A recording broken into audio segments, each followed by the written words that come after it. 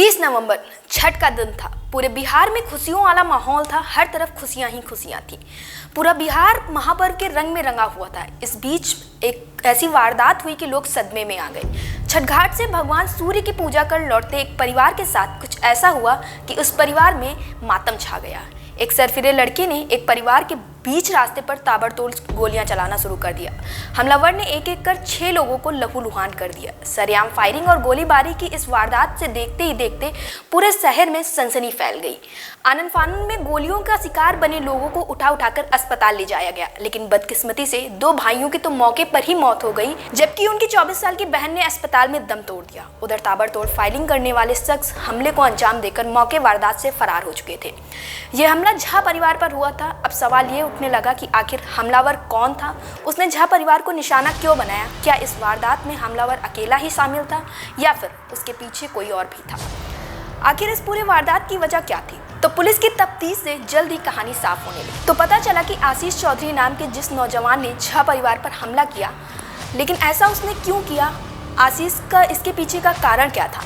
तो आपको बताते हैं। इस परिवार की एक बेटी के साथ तरफा प्यार करता था आशीष। लड़की के इनकार करने पर उसने इस वारदात को अंजाम दिया। 24 साल की वही बेटी जिसकी इस वारदात में मौत हो चुकी थी। जब पुलिस ने इस मामले की जांच आगे बढ़ाई तो जो सच्चाई सामने आई उसने हर किसी के होश उड़ा दिए हैं। पुलिस हमलावर आशीष को गिरफ्तार तो नहीं कर सकी, लेकिन तलाशी के दौरान उसके घर पर उन्हें एक डायरी मिली जिसमें इस कहानी को काफी हद तक साफ कर दिया था। आशीष के घर तलाशी में एक डायरी मिली थी और उस डायरी को आशीष ने नाम दिया था अतीत। उस डायरी में आशीष ने अपने लव लाइफ को लेकर 15 पन्ने का एक नोट लिखा हुआ था और उसमें पूरी अतीत की कहानियां भी थी।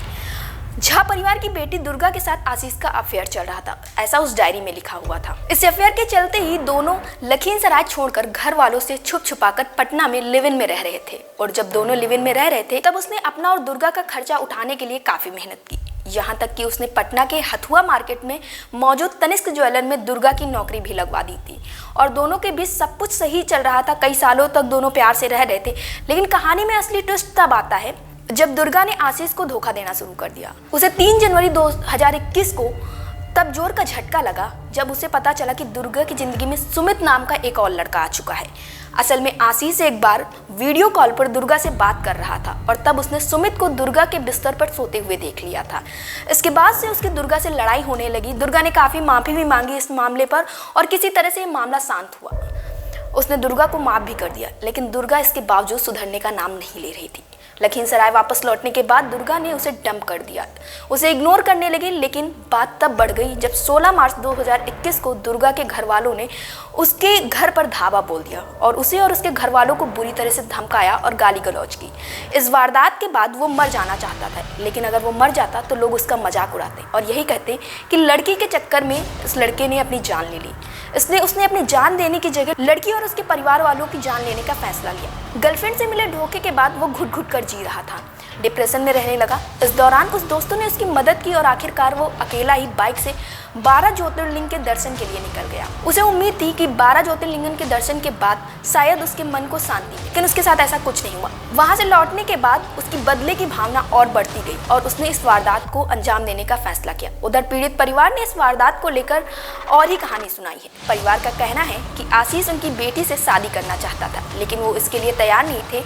वो उनकी बेटी को परेशान कर रहा था, जिसे लेकर उन्होंने पुलिस में शिकायत की थी, लेकिन पुलिस ने वक्त रहते कोई कार्रवाई नहीं की और आशीष ने झा परिवार पर हमला कर 3 लोगों की जान ले ली। वहीं आशीष का कहना है कि उनकी झा परिवार की जो बेटी थी उन्होंने आशीष को धोखा दिया, इसलिए आशीष ने ऐसा किया। अब आशीष ऐसे लव ट्रायंगल में फंस चुका था कि उसे समझ नहीं आ रहा था उसे क्या करना है। अगर आशीष खुद की जान लेता तो लोग उसे बुज़दिल कहते, इसलिए आशीष ने उसके परिवार को ही मारने की सोच बना ली थी और उसने फैसला किया कि अगर वो खुश नहीं रह सकता है तो उस लड़की का परिवार भी अब खुश नहीं रह सकता है। इस तरह आशीष ने अपने प्यार का बदला अपनी प्रेमिका के परिवार से लिया।